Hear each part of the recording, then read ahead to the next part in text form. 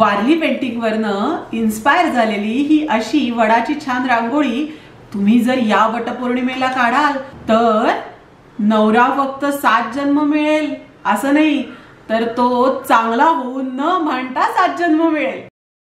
सगळ्यात आधी मार्करने आपण रांगोळी काढून घेऊया. याच्यासाठी खाली असा हा उंचवटा काढून घ्यायचा, त्याच्यावर 2 सरळ लाईन आणि मध्ये व्ही ने जोडायचं, म्हणजे झाडाचं खोड तयार. झाडाचा वरचा भाग काढत असताना असं हे छोटं सर्कल आणि त्याच्यानंतर असं मोठं सर्कल काढून घ्यायचं, जे खालच्या बाजूने थोडंसं आत गेलेलं असेल. आणि खोडाचा जो भाग आपण काढलाय आणि जे छोटं सर्कल आहे याच्यामध्ये अशा छोट्या छोट्या फांद्या काढून घ्यायच्या.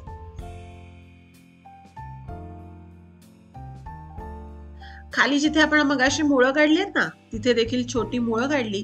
आणि वारली पेंटिंग मध्ये ना जमिनीच्या खालच्या गोष्टी पण दाखवल्या जातात. त्यासाठी आता हे फक्त आपण पॅटर्न तयार करून ठेवलंय. बघू इथे कसं कुठले कलर द्यायचं आणि कसं रंगवायचं ते. असं हे छान झाड आपलं काढून झालं देखील.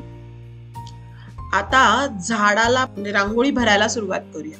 जो खोडाचा भाग आहे तिथे थोडा डार्क कलर घ्यायचा. मी मरून कलर मध्ये थोडासा पर्पल रंग टाकून तो इथे दिलाय. आणि त्याच्यानंतर बाजूचा जो असा छान झाडाचा मोठं सर्कल काढलं होतं ते फेंट करून घेतलं, कारण तिथे आपल्याला असा रंग द्यायचा, तर त्याच्यात तो लाल रंग मार्करचा दिसायला. आता सगळ्यात महत्वाचा आहे तो म्हणजे झाडाचा वरचा विस्तार आणि छान अशी भरगच्च पानं. हे दाखवण्यासाठी पिवळा रंग, फेंट हिरवा आणि डार्क हिरवा अशा रंगांचे मोठे मोठे ठिपके आपल्याला जवळ जवळ इथे द्यायचे. साधारण आतल्या सर्कलच्या बाजूने पिवळा रंग आणि लाईट ग्रीन कलर, आणि मग बाहेरच्या बाजूला थोडासा डार्क ग्रीन कलर मी आता तुम्हाला दाखवते.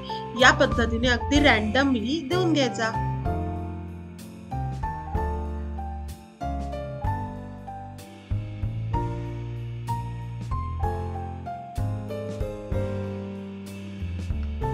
ही रांगोळी आत्ताच किती मस्त दिसायला लागली आहे ना. आता हे छान असे ठिपके शेजारी शेजारी ठेवून झाले की आपल्याला एकच काम करायचे. रांगोळीचे ठेवलेले ठिपके बोटानी प्रेस करायचे. हे प्रेस करताना त्याची डायरेक्शन बदलणार नाही ना, याच्याकडे मात्र लक्ष द्यायचंय. बरोबर सेंटरला आपले खोड आहे हे लक्षात घेऊन त्या डायरेक्शनने ही ठिपके प्रेस करत जायचे, म्हणजे छान त्याला असा पानासारखा आकार येईल आणि तुमच्या रांगोळीला मस्त असा इफेक्ट येईल. हे असे ठिपके प्रेस करून झाले आणि वाटलं की अच्छा थोडं कुठेतरी कमी वाटतंय, थोडी व्हाईट स्पेस जास्त सुटते, तर अशा वेळेला तुम्ही अजून ठिपके सुद्धा इथे वाढवून ते देखील प्रेस करून करू शकता. आता इयरबड्सने मी जिथे बारीक काम होतं तिथल्या फांद्यांना थोडं क्लीन करून घेतलं, म्हणजे त्या फांद्या अतिशय छान दिसतील. थोडा डार्क कलर टाकला जिथे खोडाचा भाग आहे तिथे, आणि खालच्या बाजूला असा रंग भरून टाकला. आता या रंगावर आपल्याला छान असे दगड धोंडे दाखवायचे, त्याच्यासाठी परत मी इयरबड्सचा उपयोग केला. आणि त्याची जी बॉर्डर आहे ना त्याच्यावर मी असं डॉट डॉट डॉटने कलर देणार आहे. नुसतं चांगलं नाही वाटलं म्हणून मग त्याच्यामध्ये ऑरेंज कलर भरला आणि मग त्याच्यानंतर इयरबड्सने डॉट केले. इथे तुम्हाला जे पाहिजे ते डिझाईन तुम्ही मस्त इयरबडने तयार नक्की करू शकता. आणि याच कॉम्बिनेशन मध्ये आपल्याला खाली रंग देऊन घ्यायचे. त्याच्यावर देखील लाईन्स आणि डॉट असं छान कॉम्बिनेशन केलं आणि अशी ही मस्त रांगोळी माझी तयार झाली. अरे पारंब्या राहिल्या. पारंब्यांशिवाय वडाचं झाड छान कसं दिसणार आणि वडाचं कसं वाटणार, त्यामुळे असं मस्त रांगोळीने पारंब्या काढायच्या. हे सगळं काढून झाल्यानंतर माझ्या लक्षात आलं की काहीतरी मिसिंग आहे. आपण जर वारली पेंटिंग मधलं झाड म्हणतोय तर त्याला जिवंतपणा येण्यासाठी वारली फिगर्स देखील पाहिजेत. म्हणून मग असं हळदी कुंकू, खाली पांढरा दोरा असं काढून शेजारी वारलीच्या फिगर्स काढल्या.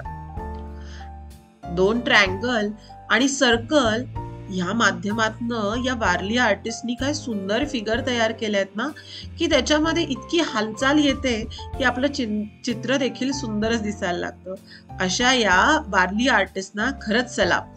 तर अशा या 2 फिगर काढून झाल्यानंतर थोडंसं त्याला फिनिशिंग करून घ्यायचं. कसं आहे ना, या फिगरचं काम थोडं बारीक असल्यामुळे रांगोळी इकडे तिकडे जाऊ शकते, तर तुम्ही इयरबड्सने ते साफ करू शकता. आणि अशी ही मस्त रांगोळी आपली तयार झालेली आहे.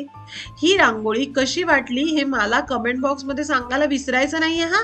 आणि त्याच बरोबरीने हा व्हिडिओ जर आवडला असेल तर लाईक करायला सुद्धा विसरू नका. मित्रकलाचे असे भरपूर व्हिडिओ आहेत, त्या सगळे व्हिडिओ नक्की बघा आणि व्हिडिओला लाईक करा. किती सोपी होती की ती रांगोळी आणि पटकन होणारी आहे. कारण आधीच तुमचा उपास आहे. बरं, उपास फक्त तुमचाच आहे, घरातल्या बाकी लोकांचा नाही आहे. त्यामुळे घरातली कामं करायचीच आहेत आणि त्यामध्ये नटून सजून वडाच्या इथे जायचंय.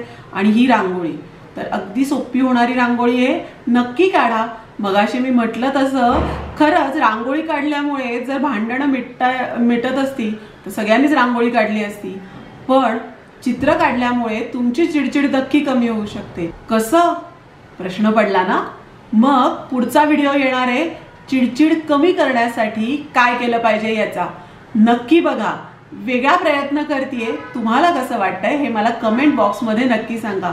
मित्रकलामध्ये असेच वेगवेगळे व्हिडिओ, वेगवेगळे DIY ऍक्टिव्हिटी आणि तुमच्यात मनात घर करणारी चित्र जर तुम्हाला बघायची असतील तर कलेशी मैत्री करण्यासाठी मित्रकलाला सबस्क्राईब करायला विसरू नका. व्हिडिओ आवडत असतील तर लाईक करायला विसरू नका आणि कसे वाटले हे कमेंटमध्ये सांगायला विसरू नका. असंच भेटत राहू.